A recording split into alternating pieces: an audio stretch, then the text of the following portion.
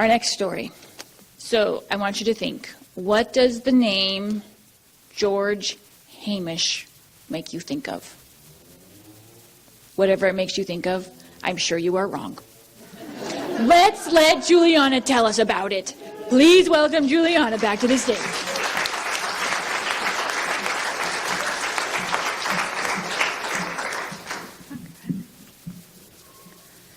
Have you ever changed shape during the night?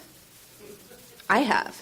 It wasn't anything Kafka's Metamorphosis level, but there was one morning I awoke to find a fist-sized lump on my left groin area that had definitely not been there the night before. I mean, I'm pretty sure it hadn't been there. I'd had a few drinks at a party the night before, but I was nowhere near drunk enough to not notice an injury that would cause a lump that big. I thought about going to the doctor, but decided it wasn't worth it. This thing's probably nothing, and even if it did need to be dealt with, I wasn't going to deal with it right then. I had plans. I was nearly finished with the contract at the winery where I was working in South Africa, and before flying home, I was going on an adventure. I flew to Tanzania and then joined an overland tour to camp my way back down to South Africa through Malawi, Zambia, and Botswana, cramming in as many amazing experiences as I could along the way. I visited spice plantations on Zanzibar, went swimming with sea turtles, ate breakfast with elephants, bungee jumped to Victoria Falls, and went on 3 safaris. Seeing a doctor could wait. My lump and I were seeing the world. After I got home, I did go get it checked out. The doctor said it was probably a hematoma. Nothing to worry about, just a swelling of clotted blood. It'll go away eventually. We'll do an ultrasound to confirm. While waiting for my ultrasound appointment, my sister had a few words to say about how appalled she was at the situation. Juliana, this is not cool. You've had a new body part for more than a month. How does it not have a name? Fair point. But what do you call a random lump that appeared overnight and traveled Africa with you? I tried to think of something quirky to capture the lump's ridiculousness and came up with Hamish the hematoma for a nice alliterative ring. My sister suggested George at the same time. Weird lump, you shall henceforth be known as George Hamish. I got my ultrasound results back, and it turned out that George Hamish was not a hematoma. Further tests were required for diagnosis. I got further tests right away, but did not get a diagnosis right away. I heard about a dozen possibilities over the next couple months. Everything from cat scratch fever to tuberculosis, and even, there's nothing wrong with you, you're fine. No, I'm not. George Hamish was still there and had grown, becoming nearly the size of a grapefruit and starting to burst through my skin. Very painful, very gross. I had to wear skirts all the time because George Hamish wasn't comfortable in pants. He had also reproduced. George Jr. was a marble-sized lump on my upper thigh and just a few inches below his daddy. And I was experiencing other symptoms as well. I was tired all the time. I would get short of breath and feel faint with minimal exercise, and I even coughed up blood a few times. I was not fine. But I also didn't seem to have anything that they could think to test me for. I was in and out of the hospital all summer long, with test after test after test to no avail. Since they hadn't narrowed down what was wrong with me, I would get seen by multiple departments each time. Gynecology, oncology, internal medicine, infectious disease. They would each come by with their gaggle of students to read out my case as though I wasn't there and have a look at my groin. I was told on several occasions that I was the most interesting patient in the hospital. Yay! In a healthcare situation, I would much prefer to be routine. Finally, 3 months after George Hamish, the mystery lump, first appeared, I got a diagnosis. I had cancer. Ewing's sarcoma, which I'd never heard of. It's a rare cancer that usually affects adolescents and usually shows up in the bones. I got it at 27 in my soft tissue. Interesting. Once I had this diagnosis, things moved pretty quickly. Within a week, I had a bone marrow biopsy with the biggest needle I'd ever seen, had a PET scan which showed that along with George Hamish and George Jr. in my groin area, I also had innumerable tumors throughout my lungs, the largest of which was 3 centimeters. That's more than an inch. I had a portacath inserted in my chest and began chemotherapy. My chemo was all inpatient. I would go into the hospital and stay there for 2 to 6 days, depending on which drugs I was getting that round. I wasn't really sure what to expect. Most of my impressions from movies were of people tragically wasting away, with bouts of violent vomiting interspersed with saying things that sound profoundly wise. Like deadly diseases come with a side of enlightenment. Come closer, take my hand. Bleh.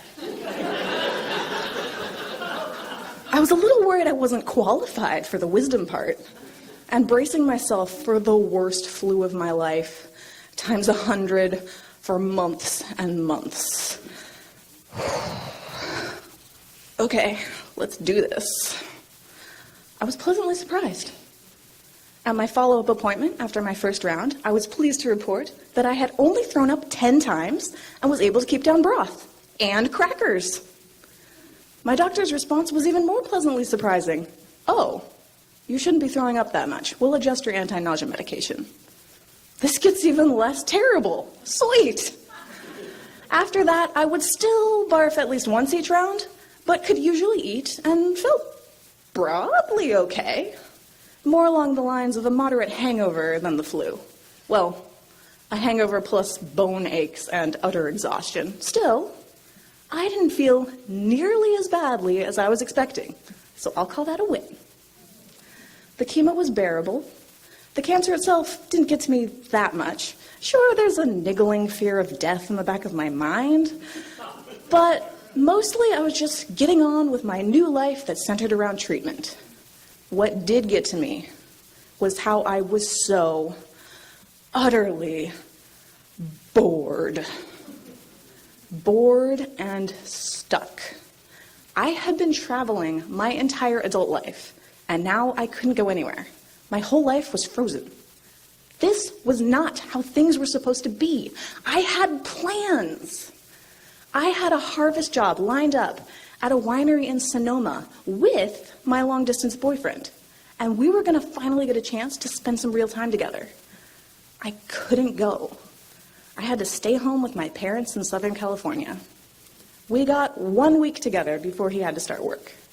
He arrived just in time to see my hair fall out. When I first learned that I'd be losing my hair, I decided to have a little fun with it first and got a bright purple mohawk, which I would never have had the guts to try before. It was already starting to thin by the time Francois flew in from South Africa. I'd go to gel the hawk up, and there would be a lot of hair stuck to my fingers. By the 3rd day of his visit, I could pull it out by the bright purple handful. It was kind of fun in a weird way. I got my mom and boyfriend involved, and the 3 of us stood out in the backyard where I'd pull out a handful, and my mom would pull out a handful, and Francois would pull out a handful, and repeat. Just watching tuft after tuft of bright purple hair float down onto the grass. It was a strangely nice bonding activity. But then he had to go, and I was alone. I had a lot of friends scattered throughout the world, but nobody in town to actually hang out with. My parents are great, and we get along really well, but they didn't cut it when it came to standing in as my entire social circle. I was so lonely. My routine was a seemingly endless cycle of feeling cruddy and tired and bored in the hospital, followed by feeling slightly less cruddy and tired and bored at home. I'd need to wear a mask for my low white cell counts, get blood transfusions for my low platelet and red cell counts. I'd finally get a few days where I felt almost like normal, but then it would be time to go back into the hospital and do it all again. People talk about valiantly battling cancer. Fight! Destroy! But my experience was more just waiting for it to be over. Endure. Outlast. Towards the end of treatment, my oncologist encouraged me to shake up the routine a little bit and take advantage of a really cool resource, CancerCon. A whole convention just for young adult survivors. That turned out to be exactly what I needed. CancerCon was more fun than I had had since diagnosis. First of all, I was away from home. 4 nights in Vegas. I was out of the house, out of the state, for the first time since this whole thing started. Loneliness was gone. I was surrounded by hundreds of other young adults who got it and could relate to exactly what I was going through.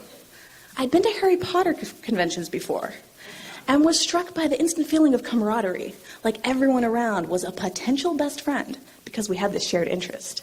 You're a Gryffindor? I'm a Gryffindor. Isn't it great? At CancerCon, the connections weren't as fun, but they were deeper and more meaningful. We all had the shared experience of having cancer. You had a sarcoma? I had a sarcoma. Doesn't it suck? I could talk about the magic tingles of IV Benadryl, or how anything the same color as doxorubicin made me start to feel queasy, and they'd be right there with me. I could make morbid jokes, and people would laugh, instead of just looking uncomfortable. There was one day where a group of us went out to lunch, and when the service was taking a particularly long time, one of the guys said, "Hey, can we hurry this up? John here's only got 6 months." There are a lot of situations where that joke wouldn't fly, but at CancerCon, we just about fell out of our chairs laughing. I had a tribe. After 11 months and 14 rounds of chemo, I was finally finished. My next scan showed no evidence of disease. That was 5 years ago, and I'm still free and clear. This is especially noteworthy because apparently the survival statistics for my situation when I started were not good. Something like 10 or 15%. They didn't tell me that. That would have been very discouraging. I try to keep it in mind now, though, to keep life in perspective and make me realize how lucky I am to be here. Thank you, God. Looking back, the whole experience was actually a positive overall.